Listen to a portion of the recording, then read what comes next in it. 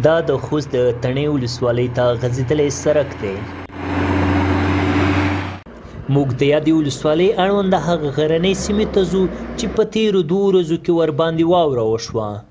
د خلکو په خبره د سږني واورې او ورښتونو له امله به نه یوازې د غنمو په حاصلاتو کې بلکې هممهاله به د ځمکې لاندې د اوبو په ګراب کې هم د پام وړ زیاتوالی رامنځته شي.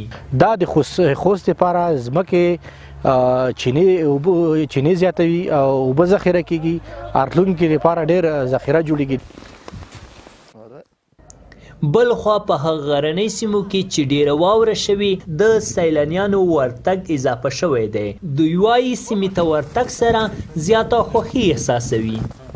د لرې غولیو په میلا باندې ماشاءالله بیخي د سخاتو لکه سویټزرلینډ او دلته ټول ملګرو غولیو نیم ساعت کېږي چې موږ تصویر نه وباسل. دا د خوست میاشتې لپاره یو ډېر ښکلی تفریحي ځای دی. د وره 4 کاله 15 کاله بعد وشوه او ډېر خوند یې وکړ. ملګري یاران دوستانو په چکر بنډارې سره وځي، تصویرونه واخلي.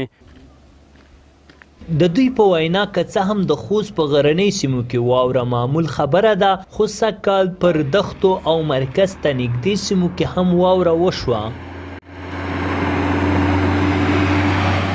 د واورې ورخ لپاره لا هم وخت شته ده. د خلکو تمې دا دي چې دا واورې دوامداره وورېږي تر څو راتلونکی کال مو له فصلونو ډک کال واوسي. شمس الحق الهام، د افغانستان ملي تلویزیون، خوست.